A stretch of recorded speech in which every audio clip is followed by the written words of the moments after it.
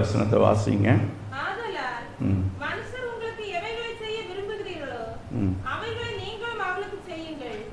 இதுவே நியாய பிரமாணமும் தீர்க்க தரிசனங்களுமா.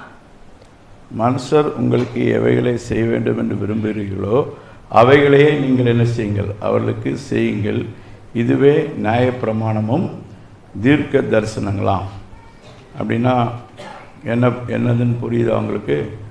நியாயப்பிரமாணமும் தீர்க்க தரிசனமும் எங்கே இருக்குது? பைபிளில் இருக்குது, அப்படி தானே? பைபிள் ஃபுல்லாக என்ன எழுதியிருக்கு? பைபிளில் என்ன எழுதியிருக்கு? நியாயப்பிரமாணம், தீர்க்க தரிசனம்.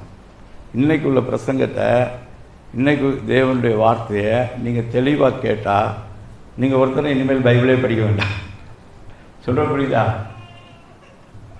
பைபிள் படிக்க வேண்டாம். இதை கை கொள்ளலைன்னா நீங்கள் என்ன பண்ணணும்? நம்ம சாகுற வரைக்கும் பைபிள் என்ன செய்யிட்டே இருக்கணும்? படிச்சுட்டே இருக்கணும். அப்படி தானே அந்த வசனம் சொல்லுது. திருப்பி வாசிங்க பார்க்கலாம். எல்லாரும் அந்த வசனத்தை பாருங்கள். மனுஷர் உங்களுக்கு எவைகளை செய்ய விரும்புகிறீர்களோ அவைகளை நீங்களும் அவர்களுக்கு செய்யுங்கள்.